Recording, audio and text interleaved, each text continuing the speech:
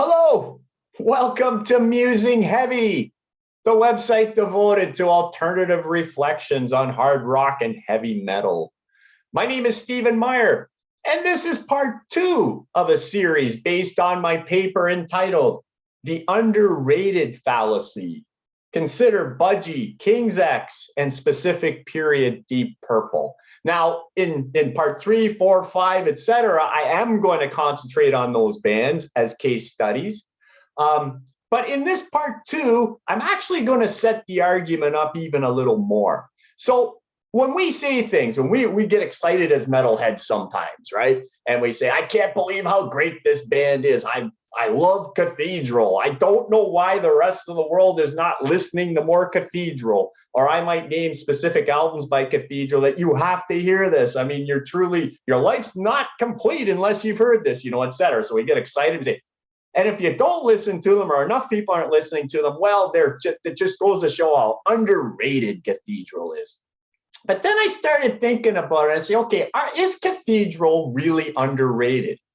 What am I actually saying when I say these things, right? And I got to thinking that, in reality, most heavy bands probably aren't truly underrated. It's just things we say when we get so excited about that we're turned on to them. But a lot of people, they probably are rightly oblivious to Cathedral, right? And so that's what I'm going to do in part 2. We're going to define these terms a little more precisely to sort of get at what are we actually saying when we say a band is underrated or undervalued? And indeed, how much of the world should really care or realistically would care if we were to say that a band's underrated, right? Because I think we're implying that somehow there's a market that this band should be delivering to that they're not. But in fact, that market might not really exist, right? Anyway, let's jump into that. And as always, you can always read the full text of my paper on the link below if you'd rather just sort of read this stuff and not hear me carry on about everything. Okay, so part 2, who actually values heavy music? Okay, so what is actually being inferred when one deems an artist underrated? Okay, so here's the implication. Here's what's actually being said. Whether we realize it or not when we say this is really, I think, what's being implied. That an injustice has occurred because an insufficient number of people do not value this art as much as they should, okay? So value can be assessed in terms of, so how do we actually measure value? Well, in some ways, this can be measured fairly easily. Other ways, it's a lot more subjective and harder to measure. But how do we actually measure value, right? Well, when it comes to musical artists, again, probably the most obvious way would be the first one, which I'm sort of calling art transfer volume, right? So an artist's value or a musician's value can be measured in record sales, right? So it could be the number of CDs bought or vinyl bought, or nowadays more likely the number of downloads or the number of streamings that occur, right? But it also could be measured, especially if the band plays live, and most heavy bands do, in concert attendance, or how many sellouts were there on a given tour, that sort of thing, right? So we can actually attach numbers to this and get an idea, okay, how frequently or how much volume is the art being transferred to given markets, right? So through sales or concert attendance or that type of thing, right? But another way we can measure value of a musical artist, a little bit harder to measure, frankly, but might be critical acclaim, right? So again, how does that get measured? Well, it might be by being recognized in various musician polls, right? Again, an imperfect measure, but I mean, you take a band like Rush, who's always been very critically acclaimed. I think one of the reasons why Rush is so highly critically acclaimed is because all 3 of those members, Neil Peart on drums, Geddy Lee on keyboards, vocals, and bass particularly, and Alex Lifeson on guitar, those guys were always ranking really highly in yearly polls, right? I mean, Neil Peart, for much of his career in Rush, was always one of the top 2 or 3, if not the top drummer in most magazines and polls, et cetera. Geddy Lee, particularly for his bass playing, was always near the top. And Alex, although not usually, you know, at 1, 2, or 3, was usually mentioned. I mean, at the guitar slot in heavy music, there's just so much more competition. Alex is amazing, but he's just got a lot of competition, I guess. But anyway, I mean, and in addition to all the other bands that will cite Rush as an influence, I think is another sort of measure of critical acclaim, et cetera. But other things, I mean, being recognized by institutions. So if you make it to the Rock and Roll Hall of Fame, which I really don't care too much about, but for some people, that's an important measure, or getting nominated for Grammys or these types of things, right? But these are ways that we can sort of measure critical acclaim. But that's another way that we can value a musical artist, for instance.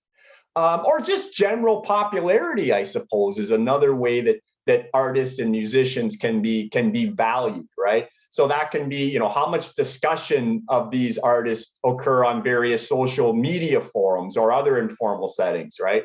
So do they trend? Do they get a lot of likes on their YouTube concerts or whatever, that sort of thing, right? Okay, but it's also really important to know who is doing the valuing when rating groups, right? Because you're not going to make a claim of underrated if no value is attached to the said artist, right? I mean, I'm never going to say, I can't believe Merle Haggard is so underrated because I don't like country music, right? So, well, I shouldn't say I don't. Well, okay, I'll leave it at that. I really don't, I guess. But let's put it this way. If I was a country music fan, then maybe I'd put some value on Merle Haggard, right? But because it's not my thing, it's like, well, I'm never going to say that, right? Because it's not part of my universe, right? Just like somebody who doesn't listen to doom metal is not likely going to say, I can't believe how underrated Cathedral is, right? So again, more precisely, I think what gets lost in the excitement to champion so-called underappreciated bands is an understanding of to whom this should matter. So when I get all wound up about Cathedral and I say, oh, they're so underrated, well, who are they underrated to really, right? I mean, we need to get a handle on that to really properly address this discussion. So for clarity, I'm going to offer an approach here. For clarity, I offer an approach of allocating listeners into distinct categories based on their inclination to value heavy music. So if you like, I've taken the whole world of music listeners and I've categorized them into 1 of 5 groups, right? And this categorization is based on their inclination to put some value on heavy music. And as we're going to see, the vast, vast, vast majority of the world really couldn't give a hoot, right? Heavy music's not their thing, right? But that's really important in this discussion because you can't view an artist as underrated if you don't value them, right? So there's a fundamental issue here that we need to address. Okay, so these 5 categories. A vast majority of the world, vast majority of the world, let's face it, metal fans out there, we're in the vast minority here. Most folks are not into heavy music at all. They don't listen to it at all, or very rarely. And if they do, it's almost by accident, right? So given the uncommercial sounds emanated from most hard rock and metal bands, the broad range of musical tastes that permeate the population, it is logical that a significant proportion of people will have no time for heavy music, even at its most accessible, right? So these are folks that are not heavy or rarely heavy when it comes to their musical, when they're digesting music, right? The exception may be the trendier listener in this category that's occasionally exposed to something heavy when popular fashions dictate, right? So when Nirvana had their big hit, Smells Like Teen Spirit, when that was like everywhere for a while, right? Every radio station, every bar you're in, etc. Well, maybe the person who hates heavy music of all type, they kind of got to like that song because they couldn't escape it, kind of thing, right? These things can happen, but generally speaking, these are folks that, they have no use for heavy music at all. So of course, folks in this first class, which again constitute the majority of the population, would have little insight into which heavy artists are underrated because this is of no interest to them, right? They don't care about heavy music. So a guy like me screaming about, why don't you listen to Cathedral? It's like, whoosh, don't care, right? It's not my thing, which is totally fair enough, of course. Okay, then there's a second category of fans, music people, and this is another massive, massive category. Like parts 1, parts 2, and parts 3 would make up the vast majority of the world, really. And I'm calling this category casual listeners who are maybe occasionally heavy, if you want to look at it that way. So these people tend to absorb and or enjoy music probably in a little more of a general sense. Often it's more for background ambience. They got the radio on at work or at home, or they hear it in public places, stuff like that. And these folks gravitate to whatever's readily available. So they're not people that dig for music or seek out new bands or anything like that. It's like whatever's on is sort of what I listen to, and I gravitate to basically what's on top 40 radio or classic rock radio or widely accessible satellite channels, etc. Right?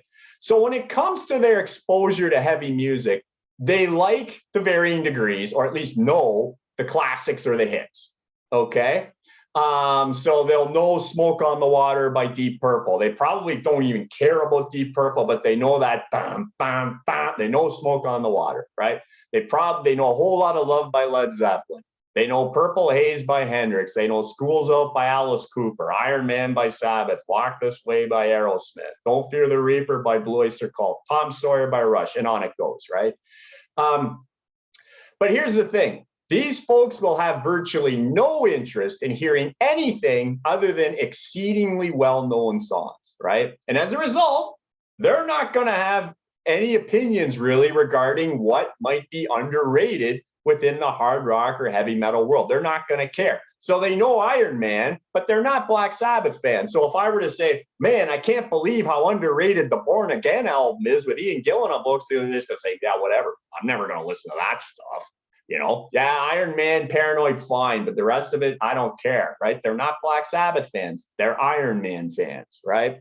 Just totally fine. I don't want to make this sound like there's anything wrong with it, but it is the reality. And the vast majority of people that have any exposure to heavy music and not even like a few of the songs, they like the hits, and that's it, right? Fair enough, right? Okay. Category 3. I'm calling them serious listeners who are occasionally heavy. Now, what are we talking about here? In this third class, it's comprised of dedicated music lovers. So these are hardcore music fans, right? But they're not specifically fans of hard rock or heavy metal, right? Maybe they're jazz fans, they're blues fans, they're classical fans, they're pop fans, whatever. But they're not really heavy metal or hard rock fans. But that's not to say that they have no exposure. In some cases, they will have some exposure to heavy music.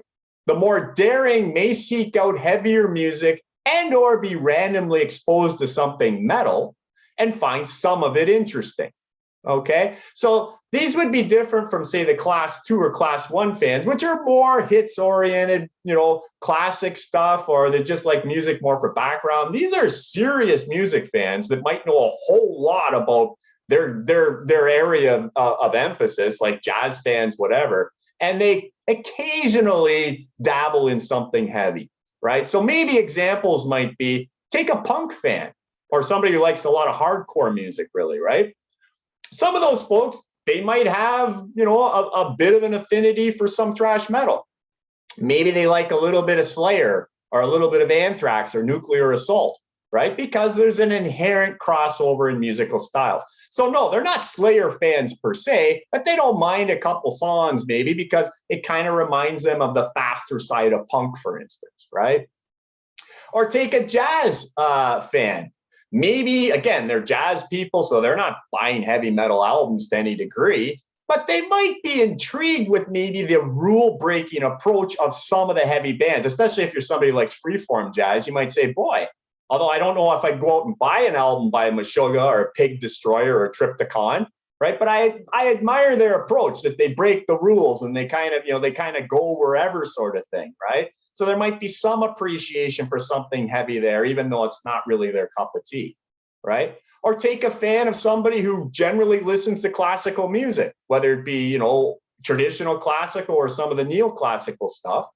they might appreciate the musicianship displayed by artists such as Ritchie Blackmore, Uli Roth, or Yngwie Malmsteen. All three of these guitar players obviously have a classical edge in what they play. Ritchie Blackmore, again, most famous for Deep Purple, Rainbow, and then most recently Blackmore's Night, certainly with Purple and Rainbow incorporated lots of classical influences in his playing, right? So again, a hardcore classical fan's probably not going to run out and buy a Rainbow album, but if they heard his take on Beethoven's Ninth, they might think, oh, that's interesting, right? Uli John Roth and Malmsteen as well have incorporated a lot of classical in their playing, and they might appreciate the heaviness of their approach and the way they could incorporate some classical influence, right? But again, they're not necessarily going to go out and buy this stuff, right? So therefore, these serious music connoisseurs will have passing familiarity with perhaps specific heavy bands. And, you know, best case scenario, maybe they even have a couple albums in their collection, right? As such, they're certainly not completists, right? Or enthusiastic supporters, right? Maybe they possess one Slayer album, right? For instance, every household should have at least one Slayer album. Well, no, not really. But anyway, they might possess one Slayer album, but they have no desire for the rest. They don't follow the band. They don't want to complete collections or anything like that, right? And they certainly are probably very not concerned at all if a particular heavy band is valued appropriately or not. Right. So in our first three categories, we've taken in a big part of the world, the vast majority. Right. And I would argue all of these folks would have little time for any debate on, well, is Cathedral truly underrated? Right. And if I were to go to any of the people in these categories and say, you've got to hear this album by Cathedral, it'll change your life, they're going to look at me and go, I don't think so, Jack. We'll do something else. Right. And that's totally fair if they told me that. Right. So my point is, this isn't an untapped market for Cathedral to gain, right? If we're saying they're underrated, these aren't the folks that are suddenly going to have a light bulb over their head saying, boy, I can't believe I don't listen to Cathedral, right? So are they truly underrated? Well, okay. It's the last two categories where possibly Cathedral could fit in, right? And these are the folks that are really into heavy music. But I think there's two categories, and it's important to separate the two, I think. So the fourth one is what I'm calling the enthusiastically heavy but niche-oriented fan, okay? So these are heavy music buffs, but they are heavy music buffs that are partial to a particular style of hard rock or heavy metal, right? So they're gonna have vast knowledge of specific subgenres, right? And they will no doubt champion favored bands at any opportunity, especially if they're really into it. So a couple examples. For instance, consider folks who listen almost exclusively to black metal, right? Those folks, there's no question they are going to know and probably highly value the key foundational artists in black metal, a lot of the ones who started it. So the first generation bands like Venom, and Bathory, and then the second generation like Mayhem and Immortal and Emperor, etc. They're going to know all about that stuff, right? But then they're also going to be very familiar with any current black metal bands and have a deep appreciation for the subtle nuances of the music and the characteristics of each of the groups. So they're into it. They're into black metal big time, right? And while these folks are undoubtedly aware of other forms of music, metal or otherwise, it's not really their emphasis. They're not going to care that much, right? They're sure they've probably heard of Judas Priest, but it's not really what they play, right? They're into black metal, okay? Or another example of somebody, again, who might be, they're enthusiastically heavy, but they're very niche oriented. I know a lot of folks myself that are in this category. Another good example would be those who concentrate on 1970s hard rock. They live in the past in a lot of ways. They only like the stuff in the 70s, maybe the 80s, and that's as far as they go. But they really dig deep in those decades, right? Well beyond just the classic groups and the well-known songs, right? So these hard rockers may actually have little interest in metal. If they just like 70s hard rock, they probably don't even really like metal necessarily, especially the extreme stuff they probably just find annoying. And they likely are not that captivated by current bands either, right? They're locked into the 70s or maybe the 80s. That's as far as they go.